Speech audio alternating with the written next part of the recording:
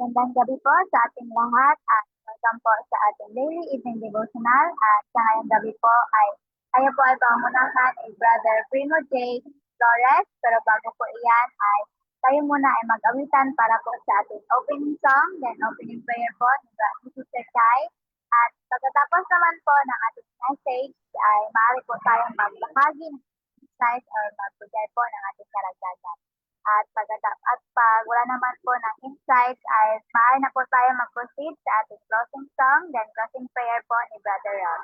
At yun lang, maraming salamat at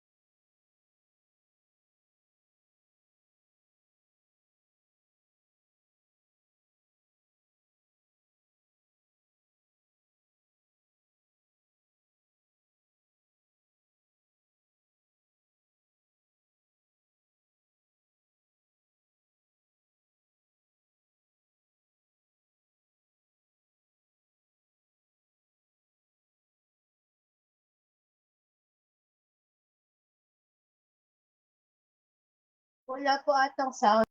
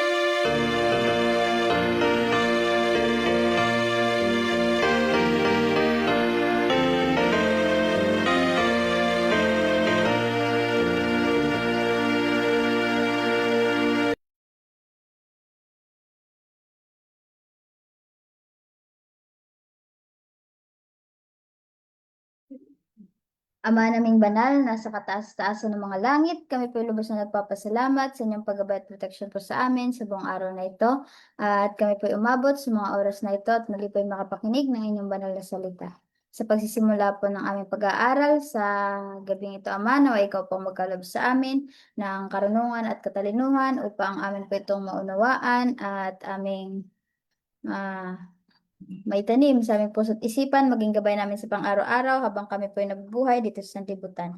At ganon din naman po sa aming tagapagsalita, na may pagkalooban niyo po siya ng karunungan at katalinuhan na buhat po sa langit upang kanya po itong maisalaysay ng maayos at malinaw at naitago niyo po siya sa likuran ng inyong krus upang lahat po ng mamatawi sa kanyang mga labi ay naaayon lamang po sa inyong banal na kalooban. At tulungan niyo po ang bawat isa po sa amin na mga liwanag na ito ang humubog po sa aming mga buhay upang makita po si Kristo sa pang-araw-araw naming pamumuhay at upang kami po maging karapat-dapat na manirahan dyan sa tahanan sa inyong tahanan dyan sa langit. Maraming salamat po sa mga biyayang yung pinagkaloob sa amin.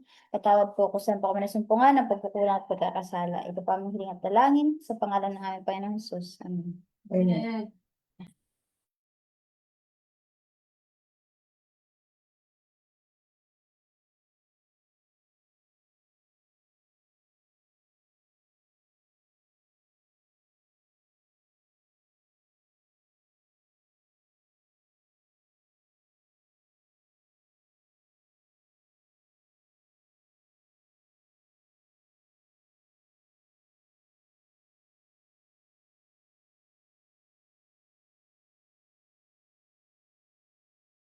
Magandang gabi po sa inyong lahat.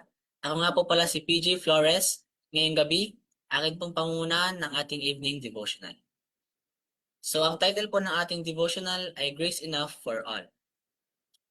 At ang ating talata ngayong gabi ay galing sa Romans 5 verse 17 na ang sabi, For if by one man's offense death reigned by one, much more they which receive abundance of grace and of the gift of righteousness shall reign in life by one, Jesus Christ. At ang sabi doon, kung paanong dumating na ang kanyang kamatayan dahil sa kasalanan ni Adan, mas higit pa ang dumarating sa buhay sa mga taong tumatanggap ng kasaganaan ng grasya at ng kaloob na katuwiran dahil kay Kristo. Ngayong gabi, gusto ko lang pong pag-usapan natin. Ano nga ba talaga ang blessings that is abundant or sobrang sagana? Bakit minsan, kahit alam na natin ito, hindi pa rin natin ito nararamdaman sa buhay natin?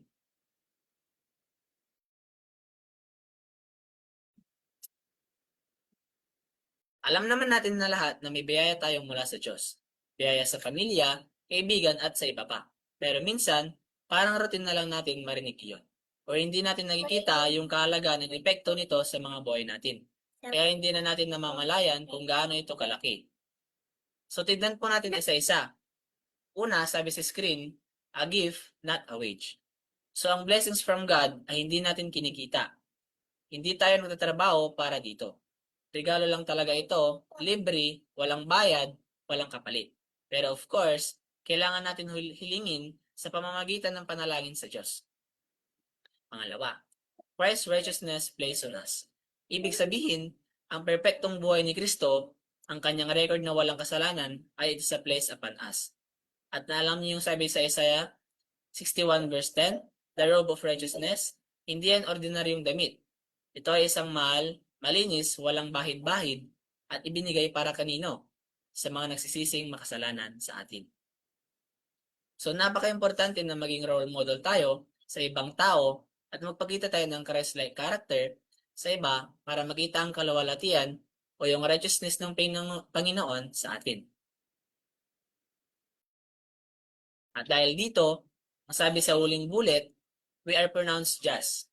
Tinuring tayo ng Diyos sa kanyang minamahal na anak. Mommy, here you go. Mommy? Yeah. Mommy. Abundant grace for daily living. So bago tayo magpatuloy, gusto ko munang magtanong sa ating mga tagapakinig. May araw ba tayo na pakiramdam natin hindi na natin kaya? Na kahit gaano pa magsikap, para kulang pa rin ba matapos kung magawa yung isang bagay? Kasi mga kapatid, dito papasok ang biyaya na ating pinag-uusapan. Tingnan natin ang 4 na punto rito. Pangunahing punto. Grace works against the power of sin. Una, ang sabi, where sin abounded, grace much more abounds. Ibig sabihin, kahit gaano karami ang pagkakasala natin, mas malaki pa rin ang biyaya ng Diyos kaysa sa mga ito. Walang kasalanan na hindi kayang takpan ng kanyang grasya. Pangalawang punto. We make daily progress toward holiness. Pangalawa, kahit pa nasa progress tayo sa pagiging banal, ang sabi, we always find still greater heights to be reached. Kapag malapit tayo sa Diyos, mas nakikita natin kung gaano pa tayo kalapit dapat mong puntahan. Hindi yon dahil hindi tayo umuusad, bagkos napapaibig tayong sambahin siya ng may buong puso. Pangatlong punto. Every effort reveals more grace. Pangatlo, every stretch of heart and brain brings to light the supply we need.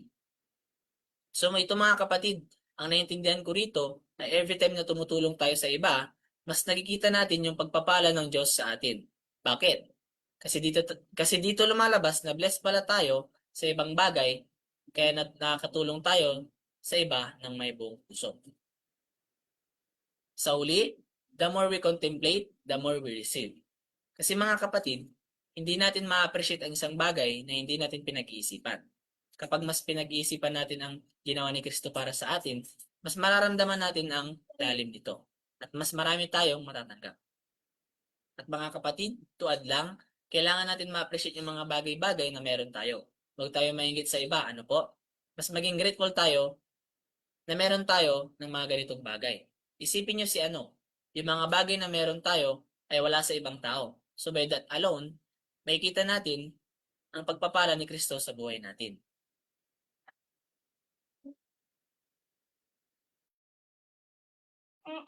From grace to obedience. Ngayon, dito na tayo papunta sa pinakapuso ng ating devotional ngayong gabi.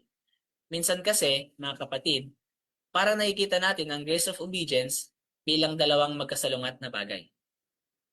Akala natin, kung grasya lang naman, hindi na kailangan sumunod. Pero hindi totoo iyon. Tignan natin ang pagkakaiba sa kaliwa looking to ourselves.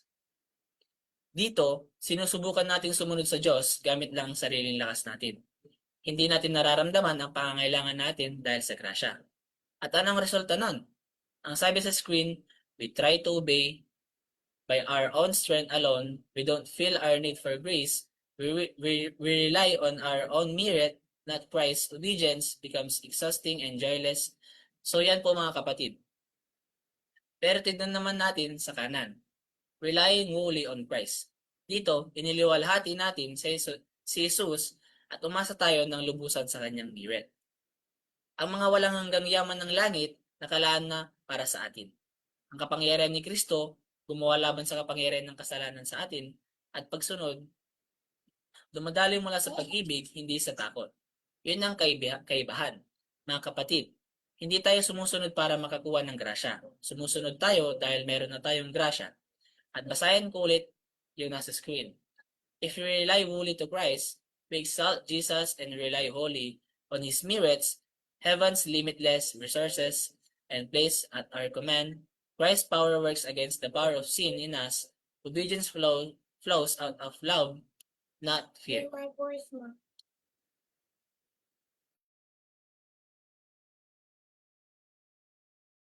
Para sa ating huling slide, sabi dito, we are living in the day of preparation.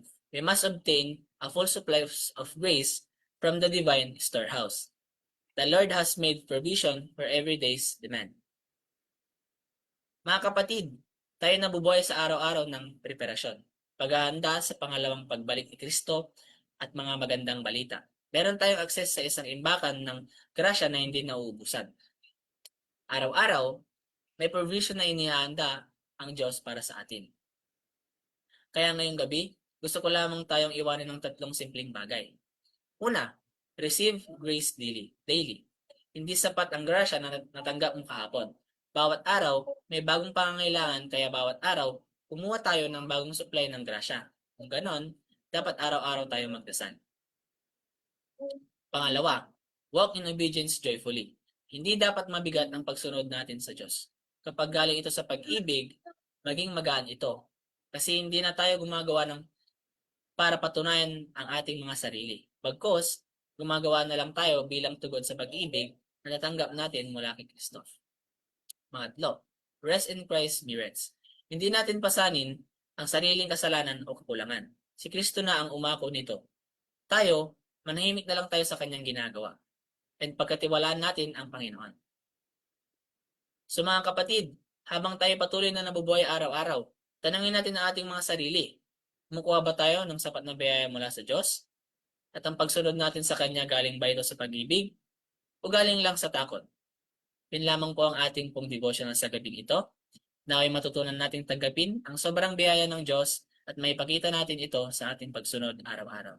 Yun lamang po, and God bless us all. Mami.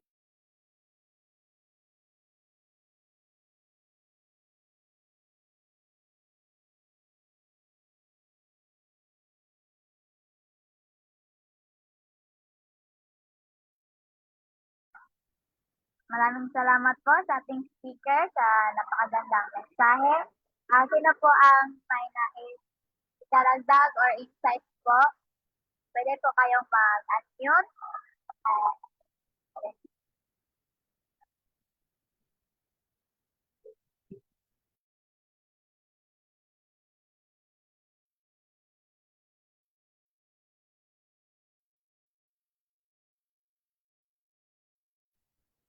Yeah, good evening. Hi. Brother Rob here. Go ahead, Brother Um, Rob. So, the subject matter tonight is God's grace, but sometimes that's a bit of a vague word. So, I'd just like to go to a definition, if we can go a little bit deeper. Ellen White refers to grace is love in action toward those who deserve condemnation. It could be summarized as God's mercy. So grace covers us against sin by divine help and divine strength. And it's also the power for holy living. Grace refers to the inexhaustible resources of God's power that is available to help us. It is His strength, His wisdom, and spiritual help in overcoming. These are available to believers through Christ. And Ellen White describes it as a robe of righteousness. So when we accept salvation through Christ, we are given this righteousness, not of ourselves, but we are overcomers through Christ's help. So Romans 5 refers to it, where sin abounds, grace much more abounds. So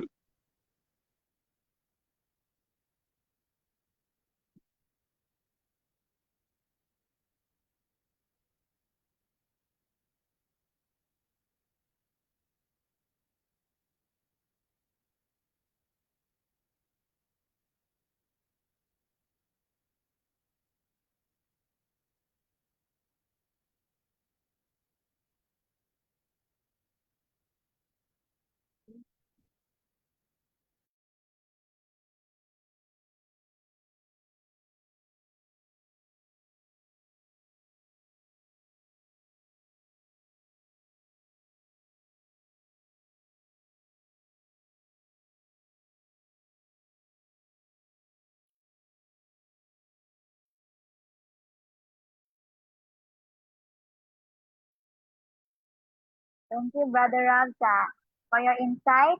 Sino pa po ang may karagdagan?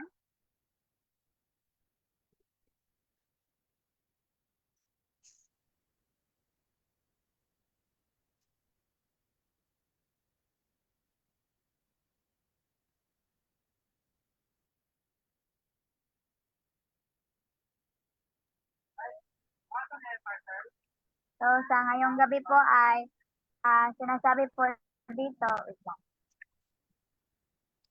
na pamuhan is, di ba, are under God's mercy kasi nga, di ba, sinasabi nga din, di ba, na nasa borrowed time lang tayo ngayon kasi parang, di ba kasi hindi yung Brother Rob, may sasabihin ka pa.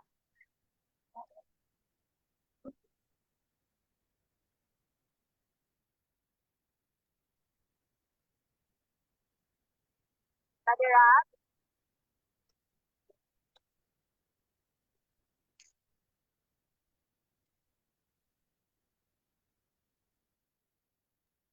again, sorry, Christine, can you repeat?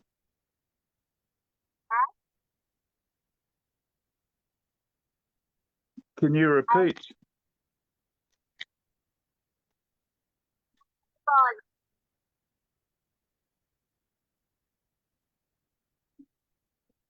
You can't hear me? I can hear you but not clearly. Yeah. What you're saying to me? Can you tell me what you mean? What you're saying?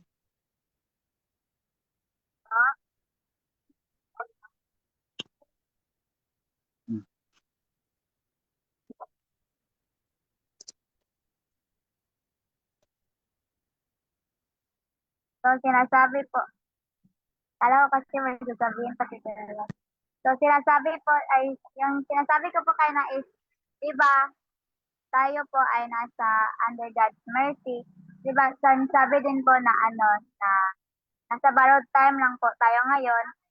Kasi, parang, ay naawa sa atin yung Panginoon kasi hindi pa tayo ready na maglingkod sa Kanya. Parang ganon good yung yung nasa, parang ganon talaga kasi minsan yung ibang tao is medyo nalulong na dito sa mundo and na parang hindi na sila ah, ready na mag-commit sa ating Panginoon. So, sabi ko ng ating, nire-remind po tayo ng ating devotional ngayon na tayo po ay share God's mercy and pag sa lahat po ng trials ay pag tayo po ay tatawag sa ating Panginoon, ay willing po siyang magtulong sa atin. And sinabi po yon kanina ng ating speaker na 'di ba sa ating in every trial nagadepend lang tayo sa ating sarili. Hindi tayo minsan yung sa sobrang hirap lang nga ng na naranasan natin is minsan lalayo na tayo lalo sa Panginoon. Pero iba dapat pag ganon, yung sa every trials, dapat mas lalo tayong nalapit sa ating Panginoon. And ang pagsunod po sa ating Panginoon ay minsan, pag gano'n na yung mindset natin, ang pagsunod natin sa Panginoon ay hindi na siya joyful, hindi na siya, ang obedience natin is nakakapagod na, parang gano'n.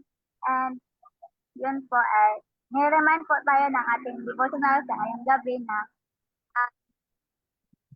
nandyan lang po ang Panginoon na lagi, ready tayong tulungan pag tayo po ay hingi sa Kanya as long as hindi po natin tatalikuran ang Kanyang Holy Spirit.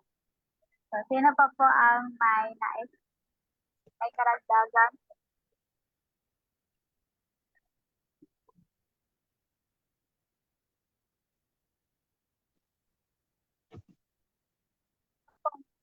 Po, konti lang tayo may. So, kung wala na po, tayo po ay mag-proceed sa ating closing song. Then, closing prayer po by Brother Rob.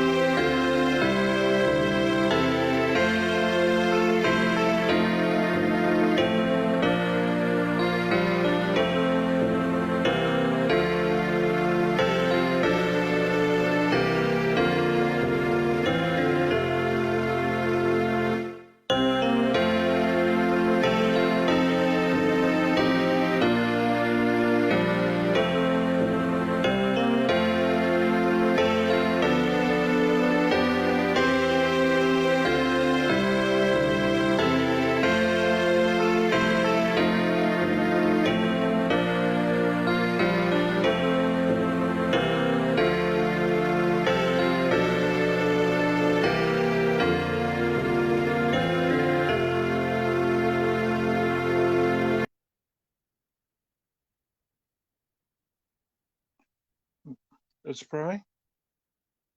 Dear Father in heaven, thank you for this illustration tonight of your love and mercy. Lord, we know that the provision for our salvation and is already complete because God gave his Son, and we know that righteousness is ours if only we believe. And so we ask that we can recognize our need of the grace that God gives to us in unlimited quantities. And so we know that he enables us every day, every moment in overcoming and growing and by his grace.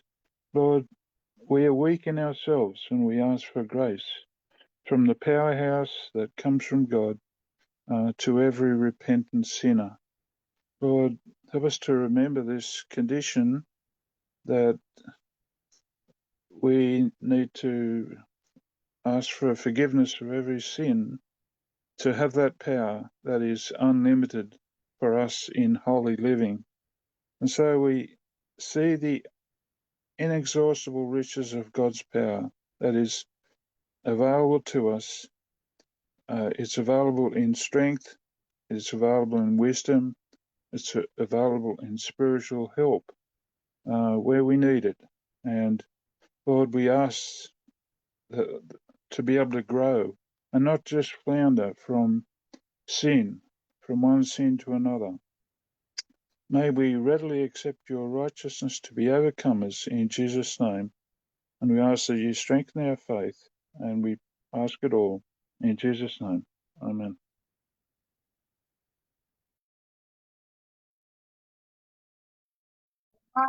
Thank you po, Brother Rob, for leading our closing prayer. And thank you din po, Sister Kai, sa pag-lead ng ating opening prayer. And sa lahat po ng ating participants sa ngayong gabi, maraming salamat po. And sana po ay tayo patuloy na maglingkod sa ating Panginoon at ating pong marinig ang well done, good and faithful servant galing po sa ating Panginoon. Yan po ang ating panalangin.